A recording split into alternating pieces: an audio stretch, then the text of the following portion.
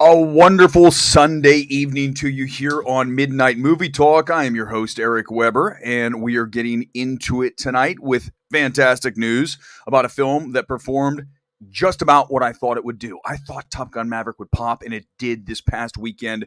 It's still going. We have tomorrow as well. Before we start on the details of exactly where this film went throughout the weekend and all the things that really worked out so well for Paramount. I want to say shout out to Nottingham Forest. Big win today. They're headed back to the Premier League, so that's why we picked Nottingham Forest tonight. The Reds are up in the Premier League. Okay, let's get to it. We start with record-setting Maverick. I mean, this is a film, guys, that we knew was going to do well, and especially when you have a situation where you have an A-plus cinema score, which I called 2.5 weeks ago. I said this film is going to have an A plus. I mean, an A plus, a perfect grade, and that's exactly what it has. Let's get into the details. I think that it's a really solid summary of where we stand on this film from THR. THR right here saying that it soars to this $151 million opening, and yes, mentions right there the A plus cinema score, which again is extremely rare. Okay, No Way Home had one. You can go on. There's very few films that get A plus cinema scores. The most recent was No Way Home. But what that tells you is this is a film that gives audiences everything they want and more. And that's rare that you get that when you go to a movie theater. That's why the word of mouth has been so strong. All right, let's get into it. So it opened at 124. Okay, that's domestic. And 151 for the 4 days. So the 124 is for 3. I had it at 125 for 3. Okay, so we're there. That's another win. Another win for me. Yes. Eric nails it again. I said 125 for 3, and then I had it at least 150 or higher for the 4. So we're there. Again, I need to place bets on the opening weekend of a lot of these films. I feel like I really have this thing dialed in, especially when you've seen it and you know that it's as good as advertised. In fact, better. So 151 for 4. Now, here's the thing. You got At World's End, Pirates of the Caribbean back in 2007.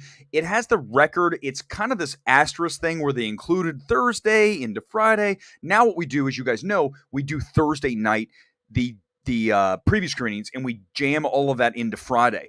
I think that they counted Thursday its own day, so there's a little bit of a mishmash. Here's the bottom line. At the end of the day, Top Gun Maverick will be the number one Memorial Day film. And the reason being is that when you look at the numbers that they have for this film, Paramount has to estimate what the film is going to do, okay, tomorrow and also today, because they put the estimate for Sunday and then they estimated for tomorrow as well, because they don't know how many people are actually going to show up. So what they tend to do is actually go lower. So look at the numbers here. Let me just pull it up. Here are the dailies. So you got 52 on Friday, 38, 34, 27. It's going down, but look at the drops. I mean, this Sunday drop at 10.5, that is, that's the word of mouth. That is an A-plus word of mouth when it only drops that number, okay? And then you look at this number on Monday, 27. The reason I'm bringing all this up is that both these numbers can go up, and they will go up. 34 and 27 will go up because they underestimate it. They put it low so that when it goes up, they can push it and get the headline of the biggest Memorial Day opening ever, which they will get after tomorrow. It'll happen, especially when you get the actuals. I'm throwing listen, I know we get nerdy with box office. There's one person that could do this with me and like go even deeper in the weeds, and that's Scott Mendelson. At some point, we'll invite him on, and he will literally go so far down in there. You'll be like, oh my God, okay, let's pull out like a couple levels. So actuals is the actual number it makes, okay? An estimate is the number they think it's going to make. In this case, they estimate it low. I know it. There's no question about it. So as such, the film's only going to go up. The number's going to be higher. So it's a record. And again, why did this happen? Very simple. It is a worthy film. It is a film that everybody literally, do you know anybody who hated this film? There's a few critics who didn't like it. Didn't hate it. But the average person, average moviegoer, we talk about all the time here on Midnight Movie Talk. The ones that go to the movies every once in a while, occasional moviegoer, they are like, this movie is everything that I want out of a film. And that is rare. That's why we have the situation we have with this film setting records. Let's go back to the THR article because I think, again, it does a nice job. Let's roll down here. And what you have is this too. Tom Cruise, first time over 100 million for an opening weekend for his films. I believe the other one that was closest was War of the Worlds, which was back in, God, what was that? Like 2000, 4, 5, 6, 7. I can't remember. Okay, so Top Gun's audience right here.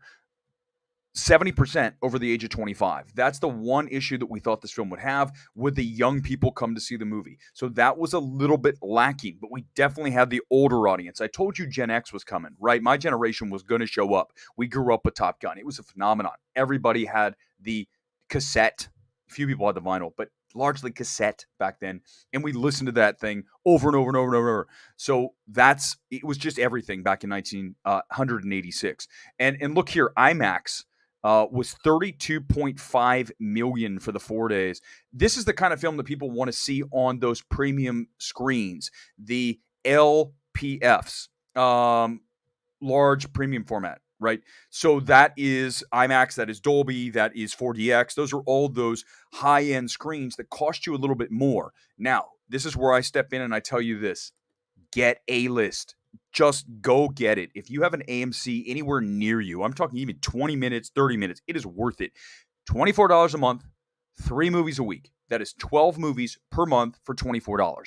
Right now, if you go to see Top Gun in IMAX or Dolby, you're going to pay probably $20 minimum for the ticket. So right there, you've almost paid for your entire month of A-list. If you sign up, it's like a 3-month trial deal. So you're going to pay, what is that? Let's say roughly $75, $72.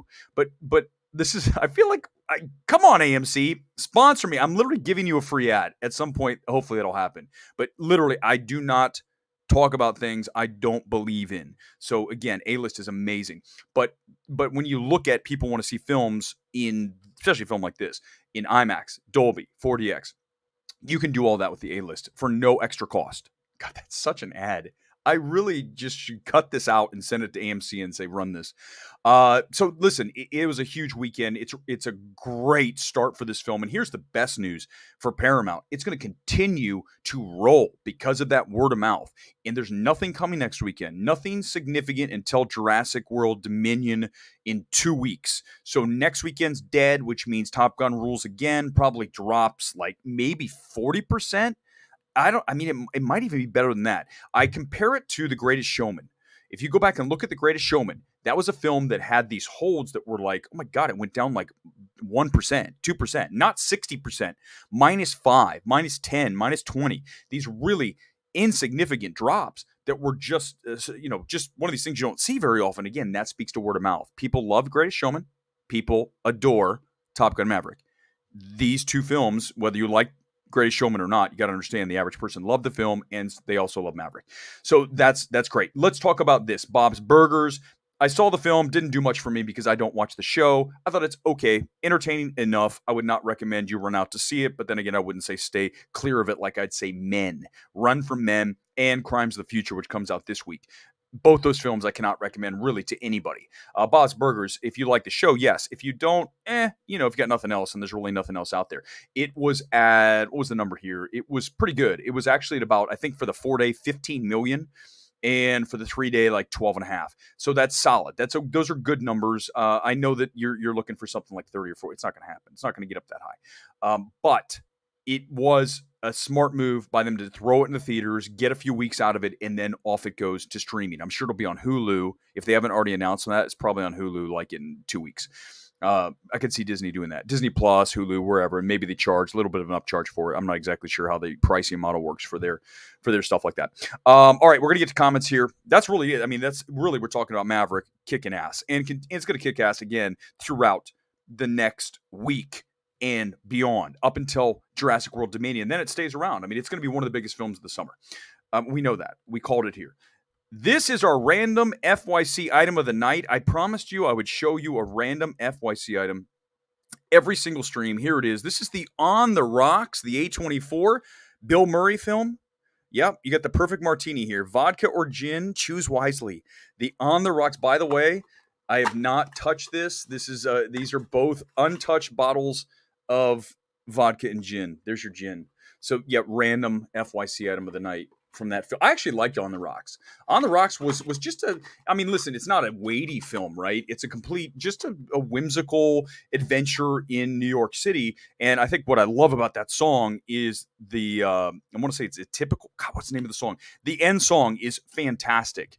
Sofia Coppola's, I believe her husband is in a band, and I forget the name of the band, but that song from On the Rocks is really good. I think it's not typical. It's going to come to me. Great song. Let's get to the comments. One more thing before we get to the comments. I want to show you the brand new screener. I say every time we add a screener to the FYC walls, I will point it out. Do you guys see it? It is right above Moonlight. Look over there and up. It's it. I forgot that they sent an it screener. There it is. FYC it. It won. Warner Brothers thought it was an awards film. They thought they could get it. It didn't happen, but they tried. That's why it's up on the wall. Good effort, Warner Brothers. Let's get into the comments on this Sunday night. Thanks for watching, guys. Appreciate it. Like, subscribe, all that stuff. You're already here, so you probably did both, but spread the word. I love doing this. Sunday, Tuesday, Thursday. We did one Friday because there was so much great news about Top Gun Maverick. So if that happens, we will do something like spur of the moment. But usually it's going to be Sunday, Tuesday, Thursday. Hey, Rob, good evening to you. Saw it last night. Maverick, best movie of the year to date. No question about it. It is Maverick and it's X. Those are my two favorite films of the year. X and Maverick, very different films, extremely dissimilar. We know that. But, X for me, really about the direction. Although, listen, Kaczynski does a hell of a job on Maverick. So really, again, it's going to come back to direction for me in any film that I love. It's always going to have very strong direction. Both of them do. For different reasons, X and Maverick, two best of the year. I'm glad that you liked it, Rob. I knew you would. I guaranteed that you would at least like it. Why would you take Scott Mendelsohn to a Top Gun screening? Scott, good to see you, bud. The dude is a well-known, unapologetic Tom Cruise hater. Okay, listen, Mendelsohn gets a lot of hate, but he's a friend. He's part of our movie Twitter meetup group that we have down the way at AMC Burbank, my home theater, and he's just a good guy. I think he's a little misunderstood by people. He's very smart. Very heady, and he knows his stats backwards and forwards. Do I think there's times that Scott and I do not see eye to eye at all on films? Like, as a critic, I definitely don't see eye to eye with him very often. But he has his reasons. So I understand what his reasons are for not liking Top Gun Maverick as much as everybody else. I understand what he's saying, but I had no problems with the issues that he's bringing up. I understand that there is fan service. I understand there's nostalgia. But at the end of the day, we're all fans. We want to be serviced, right? So there's nothing wrong with it. I think when it feels too forced, which I don't believe Maverick does, it works for me. So, yeah, Scott's a good guy. Scott's a good guy, Scott. So just know that. But, yeah, it was funny. I said, let's go in and watch it. And he already saw it. So he kind of took off. I watched the first. I saw it. Then we went back in again to watch the trailer. Scott likes to watch trailers. I go, okay, I'll go in and watch trailers again. When you have A-list, you can just walk in and out. It's so just wonderful. Best thing ever. Supash, hey, good evening to you. I'm willing to bet the actuals will be higher too. No question. That's a guarantee. That is a lock. I need to have a lock up here. I'm going to get a lock that says stone cold lock. Actuals will be higher for Top Gun Maverick. That means the actual number from today and tomorrow will be a higher number than what Paramount estimated, which means it's going to beat the record. It'll be the new Memorial Day champion for 3 and also for 4, because there's two different things, right? So really, they're going to throw that 4 number out there because it's larger. It's 150 plus. So they throw that out there. But really, think about this. As a 3-day debut, Maverick is only 10 million off of the Batman. No one thought that was going to happen. Listen, if you asked someone a month ago, they would have said, no way. It's going to open with maybe 70, 75. That's the high end. No, it opened with 125. That's 50 more than what a lot of people thought was the high end. And if it goes up in the actuals, it could get even closer to that 134 of the Batman. And that's a CBM. Oh, duh, I know. I'm just reiterating that to you so you understand that that's how big Maverick was. This is not a comic book movie, and yet it's putting up numbers that are in the vicinity of comic book movies. I mean, it beat Eternals, right? It obviously beat Venom. It beat, we all know, Morbius. Those don't really count. But they are what they are. All right, Supash, yes, you're 100% right. Gone Girl, I messaged you on Instagram. Sorry, I don't have Twitter. I will look on my Instagram. I don't go as often to that. I will do that, Gone Girl, I promise. Again, when you're here at AMC Burbank, I'm usually there like 2 or 3 nights a week. Literally, that's what my Twitter bio says. Location, somewhere at Burbank 16, AMC. So we will hook up and watch a movie sometime. Trey watched Top Gun twice, seeing it again Friday, best film of the year. You agree as well. I hope you've seen X, because we can talk about Maverick all day, but if you haven't seen X, you really need to watch it, even if you don't like horror films, because the direction by Ty West in this film, especially the landslide scene, is just superb direction at a level that you rarely see. The edits, the use, the creativity, everything that I see in X, especially the landside scene, but so much more than just that. That is such a well-directed film. It'll be one of my best directed films of the year, regardless of genre, regardless of what month it came out in. There's no way that X is not in my top. And same with Maverick. Maverick will absolutely be in my top 10 films of the year. There's no way to have it this high on my list, to have it drop. I don't care what else comes out. It's going to be way up there. Rob, again, it's rare when you leave a theater and want to see a film again. That's me. I saw it 2.5 weeks ago and I had to wait 2.5 weeks to see it again. So I understand exactly what you are feeling. That's how you felt, right? They crafted it perfectly and gave you all the emotions and action you want in a blockbuster. They deliver everything. And I just said it in a tweet earlier. It's rare that you get the audience to be as pleased as they are with a film as they are with Top Gun Maverick. Endgame is one, No Way Home. Those are both CBMs. Now we're talking about something outside of that that is really the kind of film now that is garnered critical mass to the point where it's now part of the zeitgeist, right? Which means everybody knows about this film. Everyone's talking about the film, which is very hard to do these days. It's not 1986 anymore when all there was Top Gun.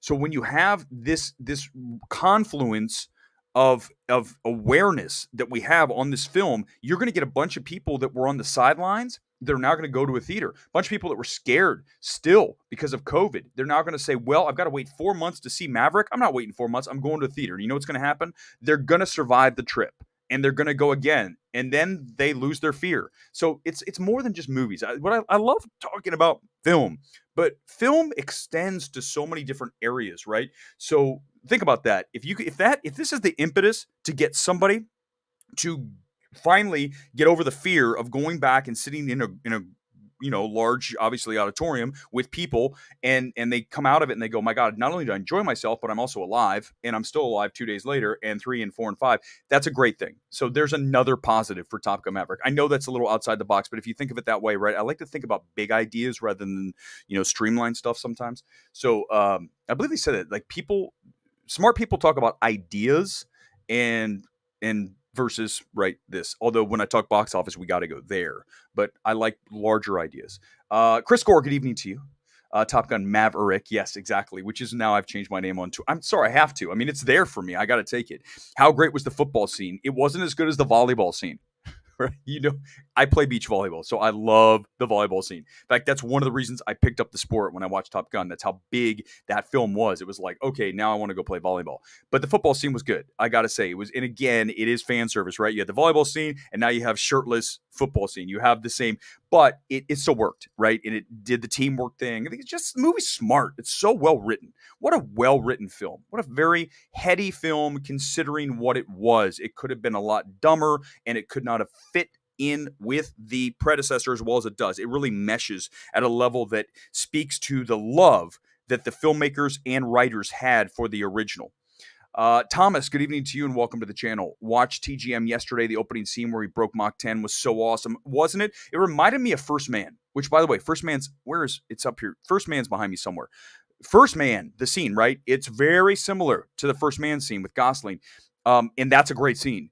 And I think that not a lot of people saw First Man. So maybe this is one of those things. But when I saw it, I go, oh my God, this is really like a First Man. But it's so good. And it's really a smart way to start the film. And then you get into it. Well, I think the smartest move that they made with this is not just that scene, but before that, tacking on that 80s intro, right? That just, title. And then, of course, just here come the credits, right? Opening credits. We don't get that very often anymore.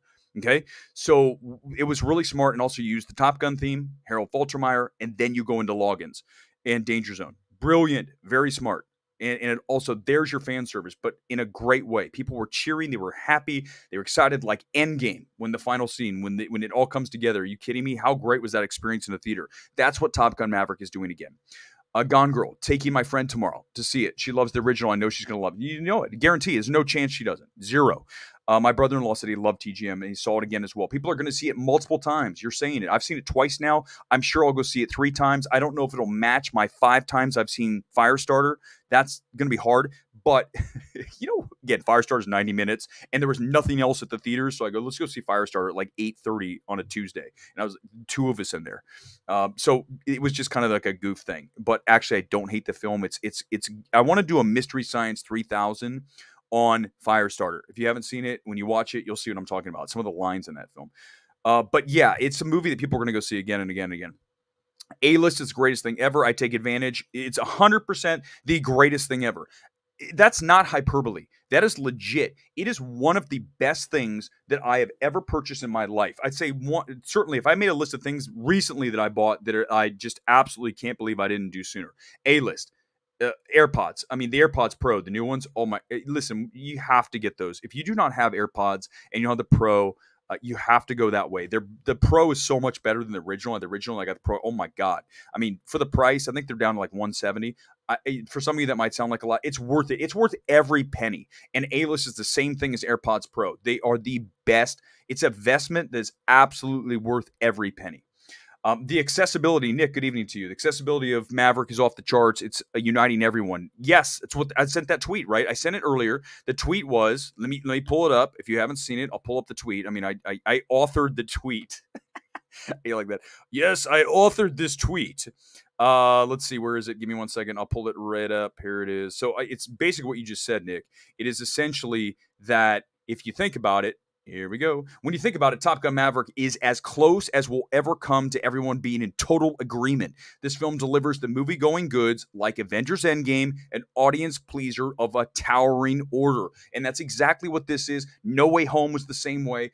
Certainly Endgame. These are films that just deliver the goods. And people want that when they come to the movie theater, because how often do you go and you don't get that? You like the film, you don't love it, it's okay, or worse, you didn't like it, you didn't love it. And this is in the far upper corner of everything. It's literally, it's the pie. It gives you every single thing that you want in a film. And anyone who doesn't like this film, I'm sorry, Scott, I love Mendelsohn, but Scott, it's going to bang my head against the mic. He's wrong. Absolutely. Accessibility is huge. No one hates it. You're 100% right, Nick. 100%. Ryan, good evening to you. Unrelated, but I watched X yesterday. It's great. It is really so strong directorially, for sure. And even the performances. Can't say I loved as much as you did, but enjoyed it a lot. Jenna Ortega is very good. She's Scream Queen, no question. Can't convince me otherwise. She was also in Scream, right? So makes sense.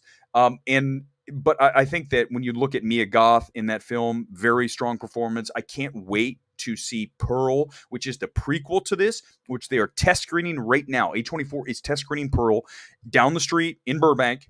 I'd love to sneak in, but they'll be like, sorry, you can't come in. I'm like, no, I'd love to see it and just early, because I know it's going to kick total ass. If it's anything like X, it's going to be amazing. So I can't wait. Bob's Burgers is greater than Firestarter. No. Listen, Firestarter's a joke film for me, so it's hard for me to agree with that. Bob's Burgers just didn't do much for me. That last song and dance by the bad guy just went on for an eternity. I'm like, really? Do we have an edit button here? Why did someone not edit it? I don't know if Pearl will be better than X, but I know that it will be very good because the same director's involved. Ty West, sometimes when you watch a director, you see talent that it doesn't matter what they make, they're always going to be at least directorially dialed in on a film. The screenplay might not be there, but the choices made as a director will be there. And I think that when you watch Ty West, you watch X, you know that Pearl will deliver the goods directorially. Most of the films you see behind me that I love, or films that are not back there, I don't know how many, I mean, like Good Time or Ghost Story or Lamb, Moonlight, Hurt Locker. These are all films that are so well directed. The direction is really the number one thing I'm looking for in a film. Everyone asks, what's the number one thing? Is it screenplays? No, it is absolutely direction. If you give an average screenplay to a great director, it'll still be a good film. If you give a great director a great screenplay, you've got yourself a classic like Social Network, okay? You've got a screenplay from Sorkin, and then you have Fincher, and you have literally one of the best films ever made. Easy. Social Network is absolutely in the top 10 films all time. That film is flawless. It is a flawless film. I've watched it so many times. And the cherry on top, and the thing that really cements it as a masterpiece, you guys know what I'm going to say next. I hope you do. Reznor Ross. The score is everything in that film. The choices in that score, the dark tone of that score from the opening scene right after the bar and he's walking through Harvard Square. Are you kidding me? I go, wait, what is this? I listen. I'll never forget the first tones of that as he's walking through Harvard Square. Used to live in Boston, so I know the area well. And it's just like this ominous score, and you're like, what the hell is this? Instantly gets me engaged with the film because it's a choice that most people wouldn't make. And that's what I'm looking for in direction and in score. And Social Network has everything. So roundabout back to Pearl, because X is such a fantastically directed film, Pearl will be just as good. Absolutely. I have no question about it because of Ty West's talent. Aaliyah, good evening to you. Maybe front loaded, even an A+ cinema score. You're right. 100. Okay. The loss every day, the drop every day with holiday opening weekend, 58% male. Da, da, da, da. Okay, I understand what you're saying. It's not as diverse for quad. I think here's the thing: is that families are still going. Okay, more so than they were for Strange 2. Definitely more so than the Batman. This is a film that young kids are going to. When I saw it on Thursday, two kids like 5 and under were next to me. One of them couldn't sit still because it's not a kids movie, obviously, but it's also not a kids movie. You guys know what I'm saying, right? It's not the Batman where you have the Riddler serial killer grounded like a David Fincher film. Okay, like Silence of the Lambs. It's not that. So this is a very accessible film, and that's why kids are going to go, and also old people, because there was, again, 5-year-olds here and an 85-year-old on this side. No joke, at least 80, 85, maybe older. And that's what this film is. It brings in all of that. The one is exactly what you said. I think the problem is the one that's missing right now is that early 20s, like 19, 18, 19, 20, in that range, right? 16, let's just call it 16 to 24. That is the demo that is maybe on the sidelines. But they're going to come in because, first of all, there's nothing next weekend, which means if they want to go to a movie, they have two choices: Bob's Burgers or Crimes of the Future. Or of course Maverick. They're going to pick Maverick because everyone's talking about it. Remember what I said is when you talk about film Twitter and what they really want, what you want to do is you want to be able to talk about films like we are tonight that you've seen. It's much harder when people are saying, "Have you seen Maverick?" You're like, "No." You're like, "Oh, you want to be part of the conversation." So people are going to run out to see it, even the young kids, because they want to be part of it. They're like I said, it's garnered critical mass, which means we have everybody knowing about it. Now it just is a matter of people acting on it and going to the theater. I think you're going to see an up on Sunday, and you're going to see another outperform on Sunday and Monday, so the numbers rise, and then we get the record. Because what's happening is they're going to, like I said, they went low on the estimates, and they know the word of mouth is high, so therefore the number is going to rise because the actual number of people that go to see the movie is going to be bigger. It's absolutely going to be bigger. Maverick had me at the guitar ring. The rest is history. Yeah. I mean, first of all, had me at literally the first, as soon as I hear the Top Gun theme, Faltermeyer, I go, that's it. I'm good. I mean, literally, my heart's racing. I feel like this surge of emotion because, again, for me, as someone who grew up in the 80s, 86, this is a film that we listened to this. I listened to cassette backwards and forwards, back and forth, right? So many times that I think at some point it came close to breaking. Some of your cassettes did break. If you played them too much, the cassettes like literally tape, right? So it would break. The cassette would break and you would have a broken tape. You're like, God, I got to go buy another copy of whatever. I like Van Halen's 5150. Oh my God. I listened to that 7 million times, back forth again, cassette, because CDs, excuse me, were not out yet. They were coming out. They were just about out, I think in 86, 87, but they were super expensive. And everyone was like, I don't know about this. I know it sounds better, but I just stick with my cassette. So people had cassettes up until probably about 90, and then they started moving on. But yeah, that's the only way you could listen to it, cassette or 45. Or, obviously vinyl, but that at that point people were buying cassettes. They weren't buying vinyl. Superhero movies, good evening to you. Saw Maverick again. I'm going for my third viewing in Screen X this week. I'll bet that's amazing. I haven't seen Screen X. I don't know where. Is it Regal? Tell me what Screen X is. I just know that you're not alone. People are absolutely going to go see it just multiple times. It's going to be at least two times, and some 3, some 4. But I think 2 is a fair guess on the number of times that people will see the film. And most films, it's 1 or it's 0, right? We're talking Maverick now. 2 is the average, not 1 or 0, but 2. Bob's Burgers is like 0.25. Maverick is a 2. There's your difference. That's probably 0.15. I don't know how to say this. Condolce, I believe I know how to say that. Hey, good to see you here tonight. I know we follow each other. I follow you on Twitter, so it's good to see you. How do you think of the 120 days in theaters will factor in the final numbers? Do you think it deserves asterisk next to it if it breaks any records after the 90 days? No, I don't. I think that the 120 days is a brilliant play by Paramount saying, hey, you want to see the film? You got 4 months. You gotta wait 4 months before it shows up on Paramount Plus or whatever.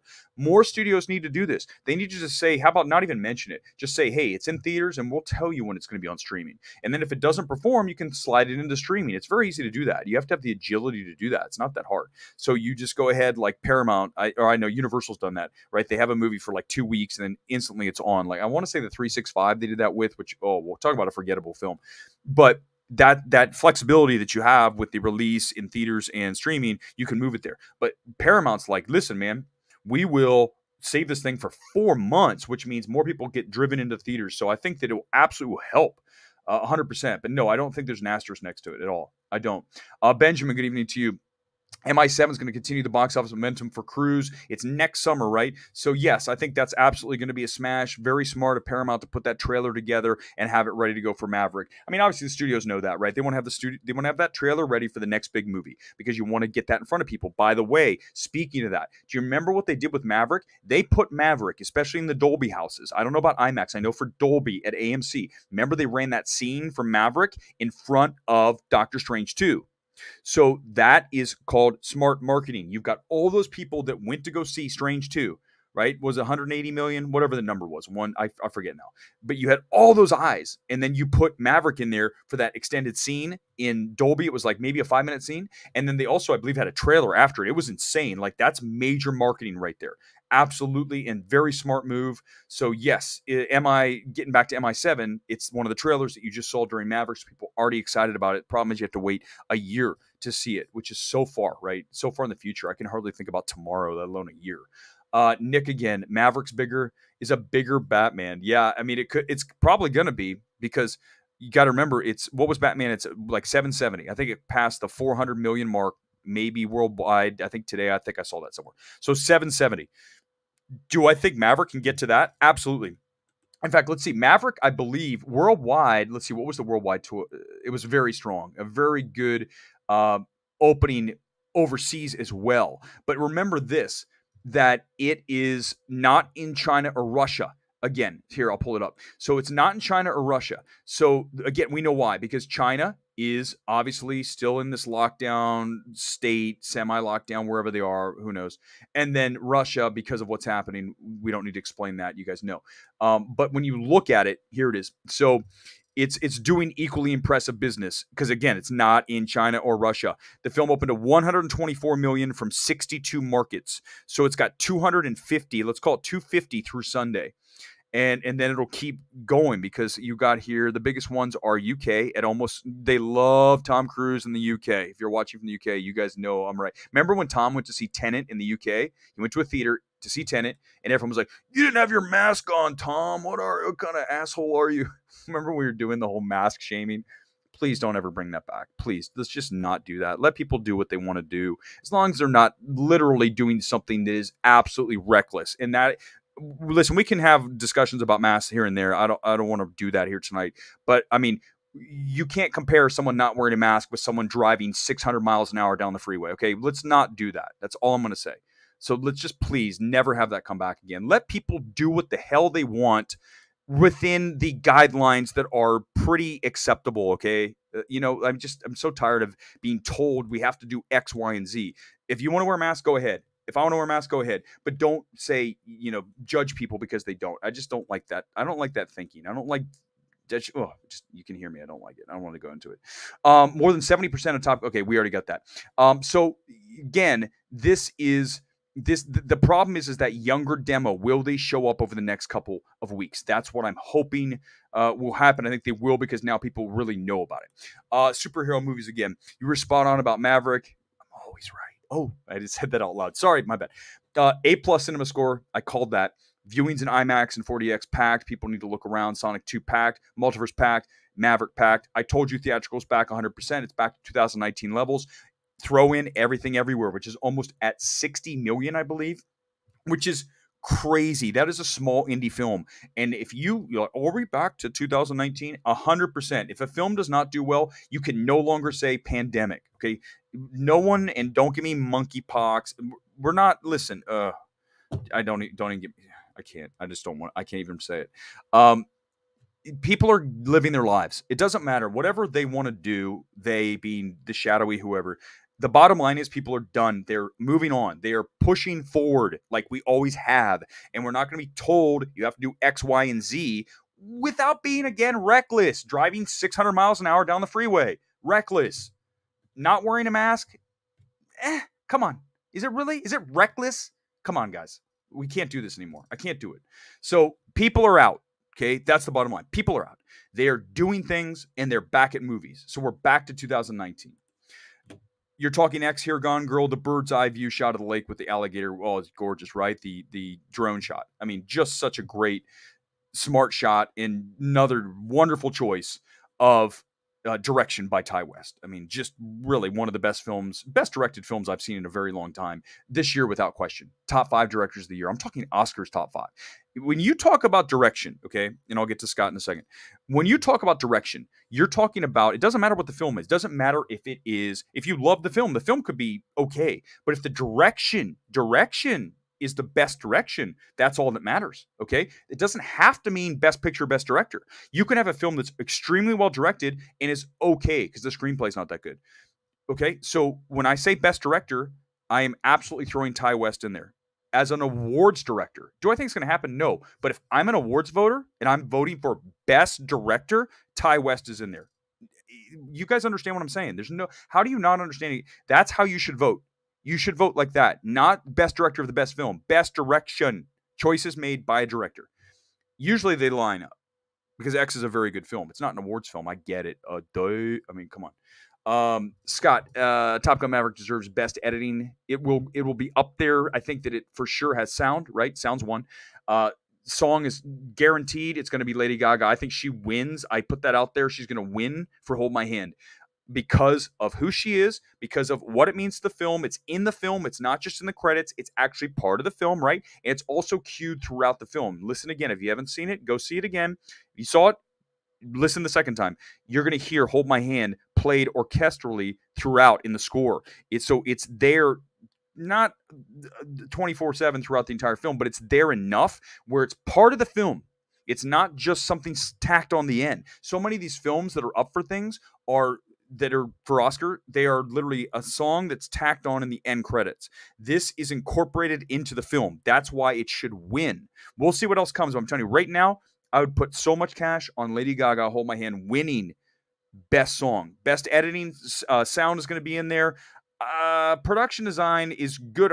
Production design for me is world building, and I know that that's strong here, but ultimately world building comes down to, a lot of times, most of the time, it's period pieces. It's sci-fi stuff, because you look at Nightmare Alley. That was a production design. Look at Dune. Both of those production design nominees. Dune obviously won. Production design on sci-fi is very hard to nail. Blade Runner, obviously 2049, same thing. These worlds that you create, because that's what production design is. So I think the world that is created here in Top Gun Maverick is certainly there. You feel it, but it's not a period piece. It's not sci-fi. So I don't think that's in.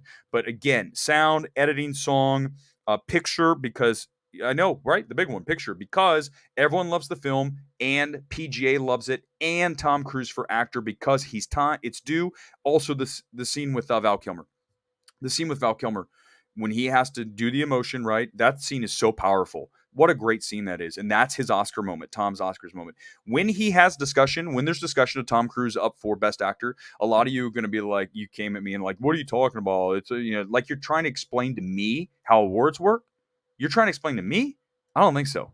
Okay, I feel like Allen Iverson. We're talking about practice? You're going to come to me and tell me about awards? I don't think so. Not happening. Okay, I run an award site called Awards Ace. Maybe you knew that or didn't. Let me pull that up. For those of you who want to come at me and say, Tom Cruise is not going to be a thing. We're talking about practice.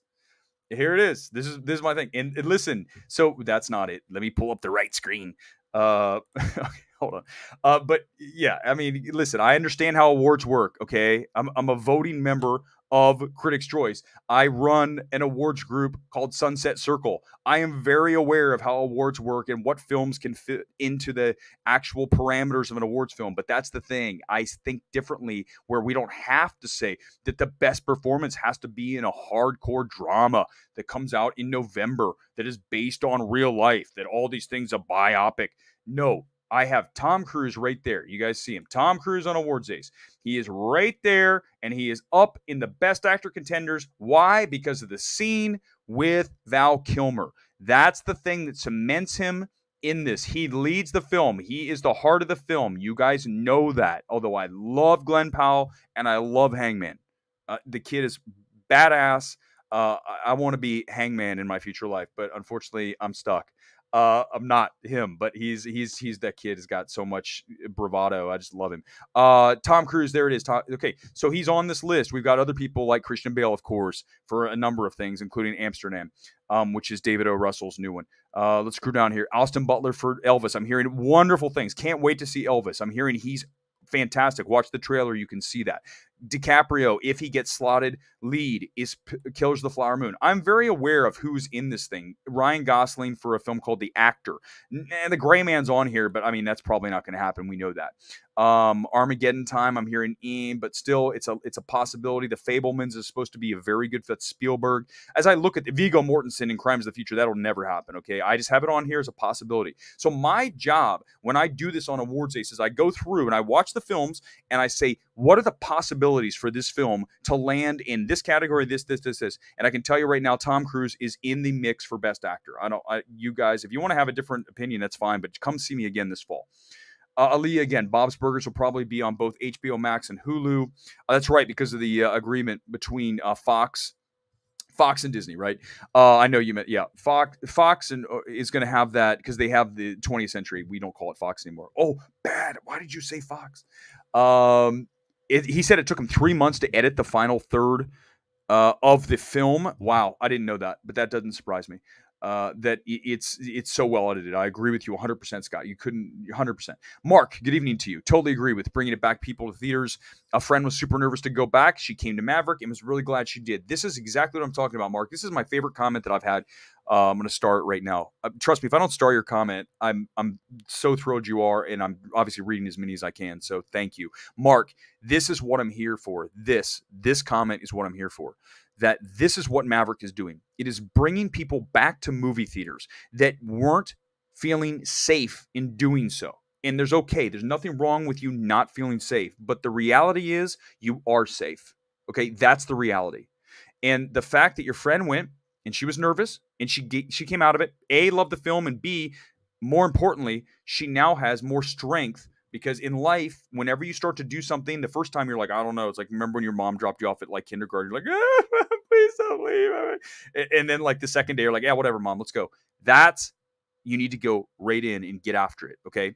So that's what she did this. And now she's going to go see another film. And she's going to also, this will expand not just to films. This will expand beyond to something that in her life, she'll go do something that she wasn't going to do. I know it's true. If we take that and extrapolate it out, it's 100% going to happen. So I'm so glad she loved it, and I'm glad she went back because it's safe. I've been going to movies since Tenet in Vegas back in July of 2020 when we didn't have theaters open in LA. We drove 4 hours one way to Vegas to see Tenet, Chris Gore and I. And we stayed, we watched Tenet. It was amazing to be back in a movie theater. And then we drove back. That was a big mistake. Don't ever drive to Vegas and drive back on the same day. That I can never recommend, but it's safe. I've been going to movies since 2020. Okay. I've been to a movie theater basically when it was open the entire time. I'm here tonight. I am here tonight with you somehow. So my point is just go get it. Go get it in life, man. Gone Girl again. First Man is great. You know what I love about First Man? I think the screenplay is not the movie I would make about Neil Armstrong. That said, the direction by Damien Chazelle is one of the best directed films of the year. He should have been in direction. I can't remember if he did get it. that film was really a weird perform. Remember, it didn't have the American flag at the moon. People were angry about that. By the way, Maverick has lots of flags. You guys notice that? Did you notice? Did you count all the American flags in Maverick? There are many, including the sailboat scene. There was a giant flag on the sailboat. Paramount literally went in there and said, let's have as many flags as possible. There's nothing wrong with that. I'm sure there's someone out there who's like, oh, there's too many flags in Maverick. Like, if you're saying that, look in the mirror, because the person that you are is not a good person. You're a shit person if you're saying that. Who cares? It's a flag. It's our country. Get over it. God, I'm on fire tonight. Sorry, guys. But seriously, there is someone out there saying there's too many flags in Maverick. You're an idiot. If you say that, you're an idiot. You just are. You're also just the kind of person I would never want to hang out with. Like, literally never. I would run from you. You're a toxic piece of crap if you're saying something like that. Like, why is that bad? Just find me. Someone send me a tweet that says there's too many flags in Maverick. There is somebody. I know it. I guarantee it. All right. Back down. Here we go. Superhero movies. Eric, you're really good at this. You said, okay, wait. Yeah. Okay. So that's what I said. I said it's going to get an A+ cinema score. And listen, here's the reality of it. Okay, superhero movies, and you guys can tell who I am here as I talk to you. Is I'm a straight shooter, 100%. I am very bad at bullshitting. I'm very bad at lying. I can't do it. So if you're asking me to say something about a film like, oh my God, it's the best film I ever saw, I'm never going to do that. I can't do it. It's like the episode from The Simpsons with the comic book guy. It's an episode where he's a critic. And I think it's a movie. He's putting a review out, and the studio says, hey, we're going to give you $10 billion if you just say the movie's good. And the last scene of the show, I'm recalling this. It might not go exactly like this, but he literally says, the worst movie ever, send. Because that's who I am. I cannot be bought. I cannot say things I don't believe in. Okay? You guys can tell. I can't. So when I see Maverick, I go, this is an A+ cinema score. I can just see it. I know it. You know when you see a film, you've watched enough. Okay, I've seen plenty of films in my life to know what's good, what's bad, what needs work, all these things. And you'll get better over time. If I go back to the movie critic Eric Weber back in like 2000, let's even go back a decade, 2011, 12, I was not nearly as adept at identifying what works and what doesn't in a film. So you get better over time, because the more you see and the more different styles that you see, certainly direction, you start to realize what works and what doesn't, and what you like without question. But still, even within the parameters of what is considered quality, you might not like it, but the quality is there. Like, I didn't love Crimes of the Future, but the quality of the direction by Cronenberg is very high. Do I think the cinematography is stellar? No. Do I think the world building is very good? The production design? Yes. There's things I like about it. But again, after you see so many films, you know what's good, what's bad. Okay, Firestarter direction, it's not terrible, it's just not great. Versus X. Oh, God, that's like direction here.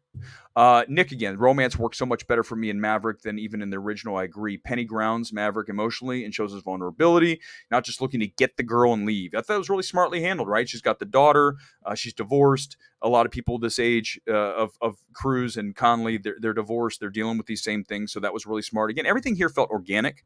Okay, so versus forced. And a lot of times when you watch a movie, there's force, right? It doesn't gel. It doesn't work the way it should because it's not organic. It's not grounded. It just feels forced. Okay, that's the best word, forced.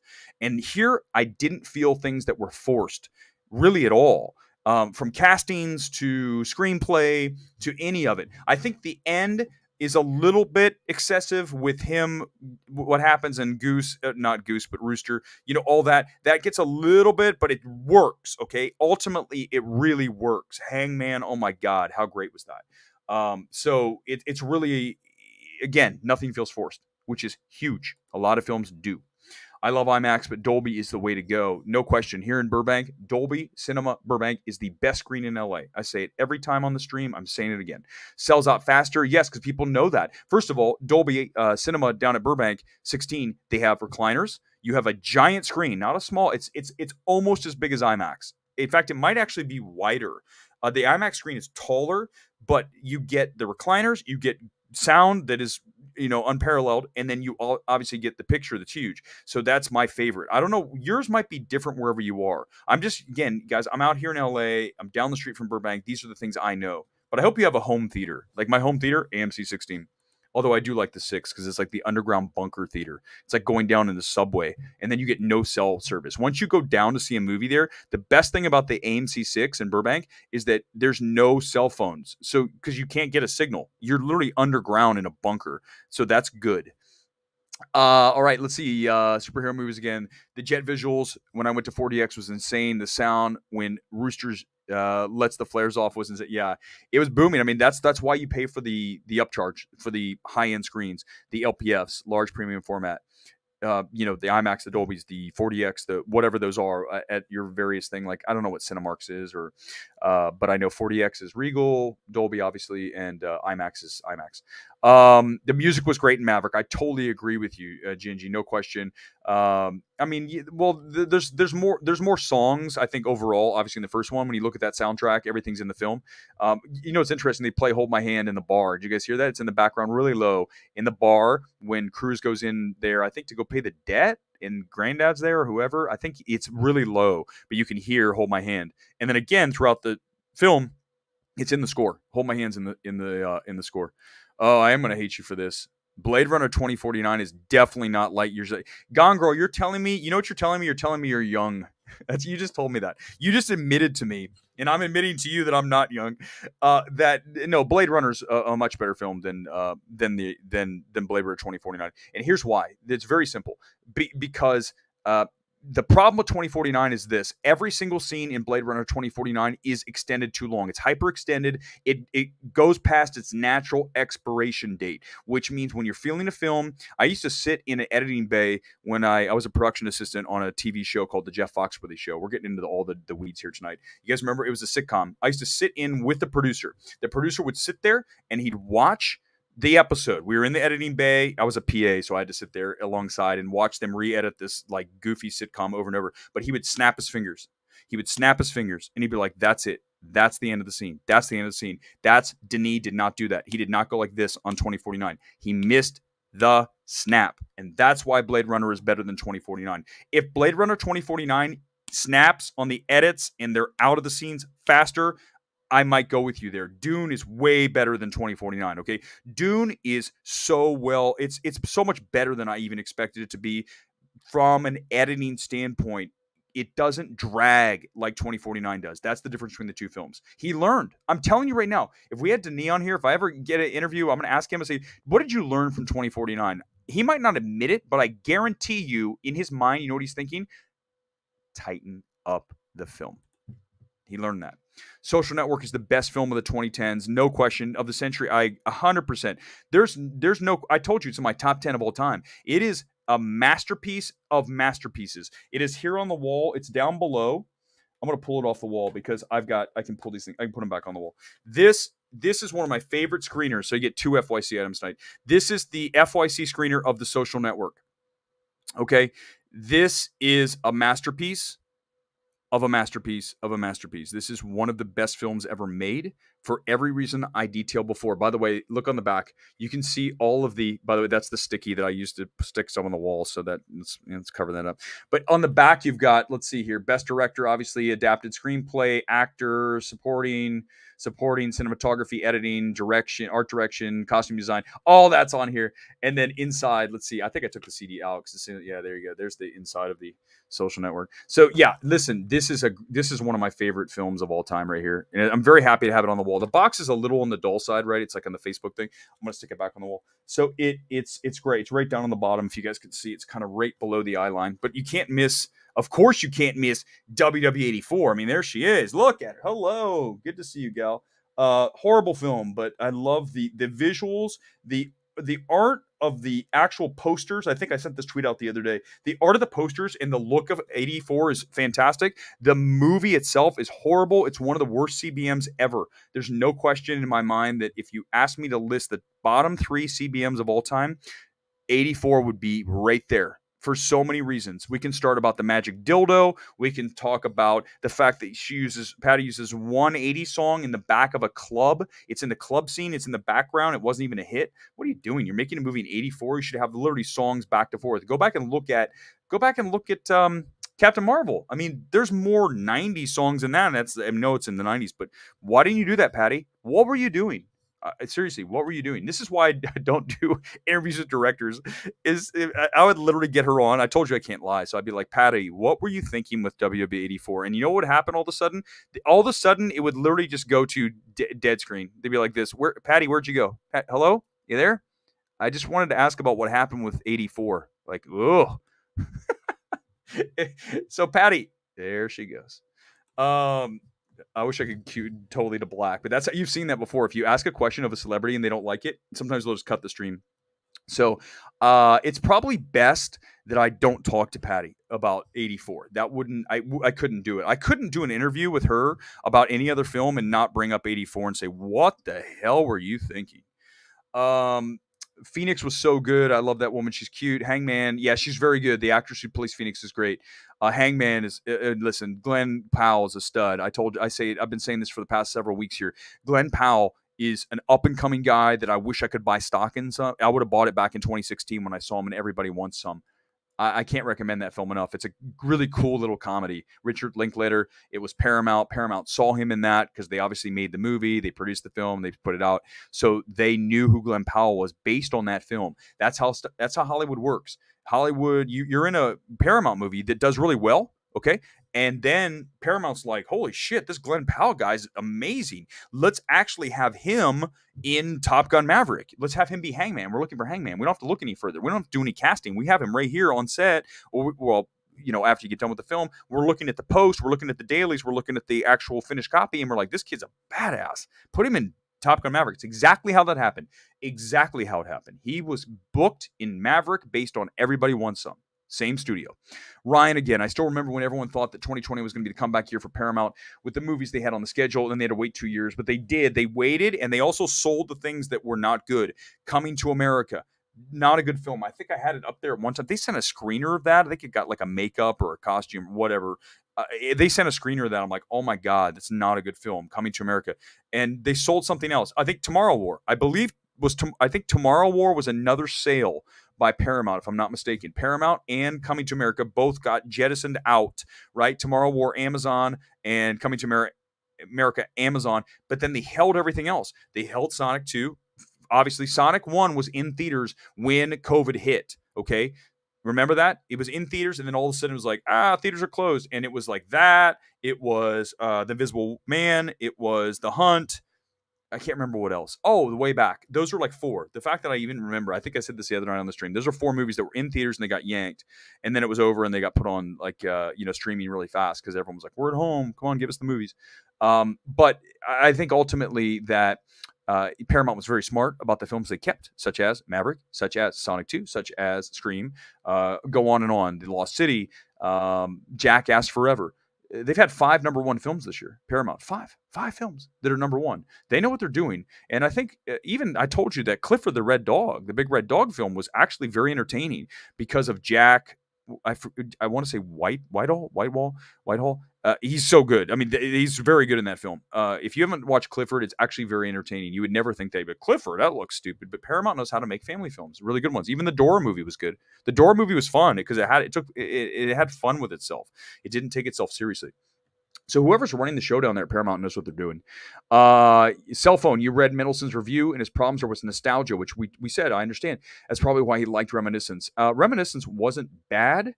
Reminiscence was not a terrible film. I don't think it was a great film, but it was all. I think the world building in Reminiscence is very strong, and I think that is very important. I mean, that's key for a film, right? You have to be put into a place, into a setting that you believe is organic, that you believe is real, and Reminiscence is not easy to do. So I think that was the one thing it did well. Obviously, I like Hugh Jackman as well, and Rebecca Ferguson. I mean, Rebecca Ferguson is one of the most beautiful women on the planet. I mean, she's just drop dead, right? Mission Impossible. She's a superstar, Greatest Showman. She's just really all that.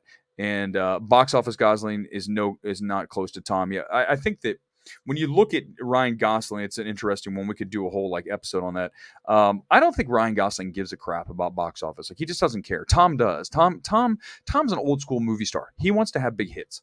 He did Magnolia, as you guys know. He hasn't done a whole lot of, he did Tropic Thunder, but that was when he was kind of like out of it. I think that was that time when Cruise, I can't remember what happened, but Cruise was kind of like on the sidelines, and he said, I'll go play Harvey Weinstein, ish, less Well, I should know that less from Tropic Thunder. But when you look at Ryan Gosling, I don't think he cares about box office as much. I mean, look at some of the choices. Now, granted, he did make The Gray Man, which is a $200 million film. But again, if he cared about box office, he'd never agree to a Netflix film because they still haven't figured that out. They're trying to do it, but it's like, how do you not already have that deal in place? You have The Gray Man coming out here in like a month and a half. How do you not have that already going with Regal, AMC, the major two, the big two, AMC and Regal? How do you not have a deal already?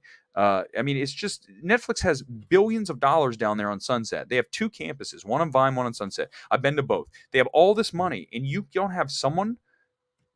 Again, hire me. I would have told you years ago to get your films in theaters. Not every one of your films, okay? There's no way. There's so many Netflix films that are not. But even Red Notice, The Adam Project, these are big films with big stars. Whether you think they're great or not, they're still theatrical enough to have a theatrical component that is not 1 week. It is 2 weeks. It is 3 weeks. It is a month. It's 2 months. It's wide at AMC and Regal. No, instead, you've got the situation where they don't even put it out. They put it in 1 week at like these small little rinky-dink theaters that aren't even, like, some national chain that's small. It's not one of the big ones.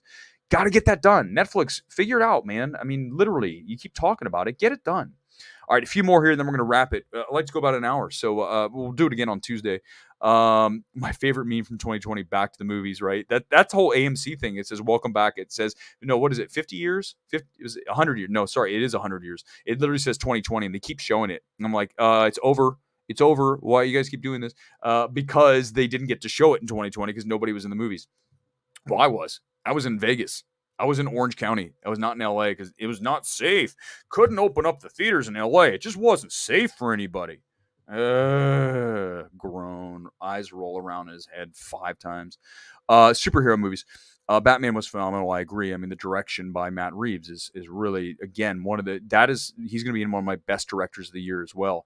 But really, it's Ty West for me, and then I'd say Reeves, and then Kaczynski. Those three. It is Kaczynski, right? I keep forgetting the director of Maverick. Those are 3 really great directed film. I think Ty West is my favorite direction of the year, though, if I had to pick one. But yes, I mean, the imprint, the directorial imprint of Matt Reeves on the Batman is so distinct, so specific, so singular that's what makes that special. Okay, it's way more than Sam Raimi in Strange 2. Are you kidding me? Are you gonna? We can't. I hope you're not even like comparing Sam Raimi's direction in Doctor Strange 2 to Matt Reeves' direction in the Batman. They're not even comparable. They're not even in the same. They're not even in the conversation. They're not in the same conversation.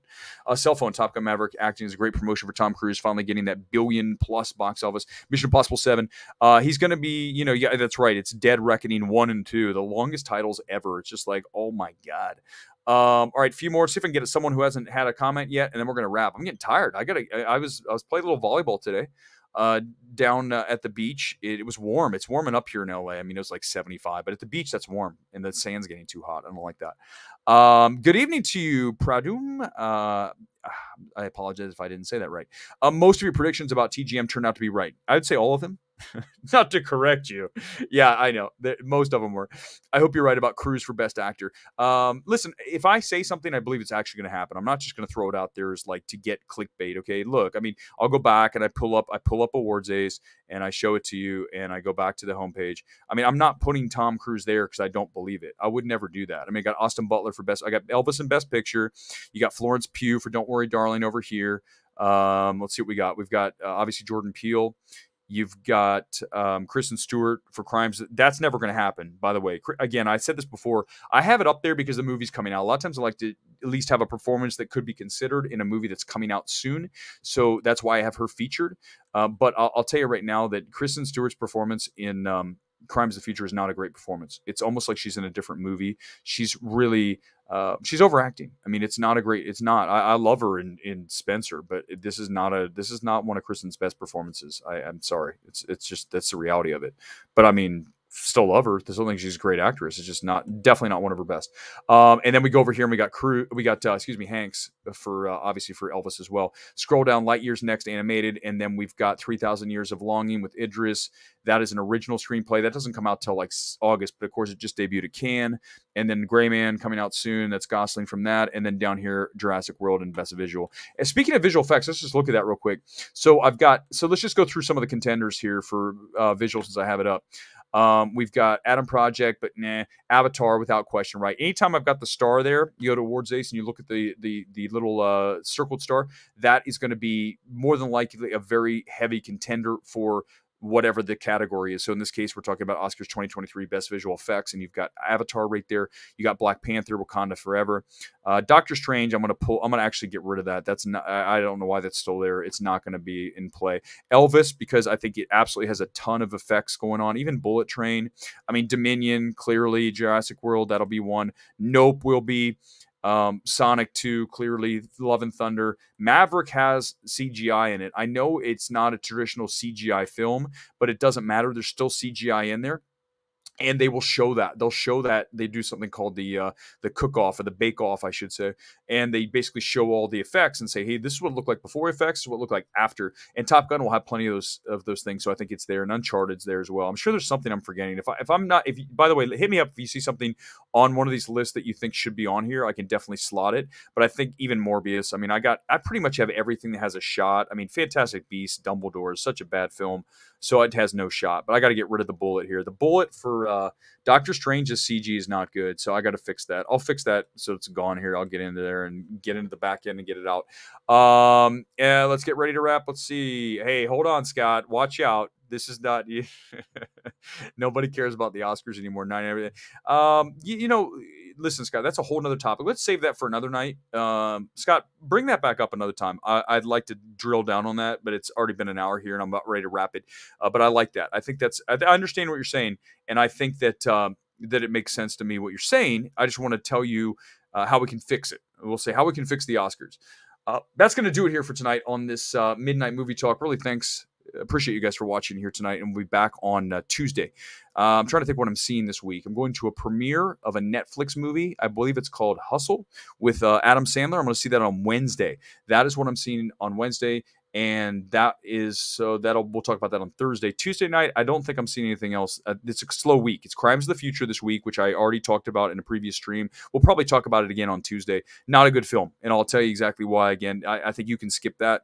I don't usually say that about films, like straight out skip Crimes of the Future, skip Men. These are films that don't even deserve your attention. They're not good enough. There's no one aspect of either of those films that I would recommend, including Jesse Buckley or Rory Kinnear in Men. The movies are not of a quality that I can recommend. Conversely, Maverick, I'd say go see it 2-3 times, way before I'd go see Crimes of the Future one time or Men. I wouldn't sit through Men again. $500 might put me in the seat to watch Men again. I would definitely watch Firestarter for a 6th time before I watch Men again. That's for sure. All right, guys, that's going to do it. Thanks. Like, subscribe. We'll talk again on Tuesday. Enjoy your night. Thanks for watching.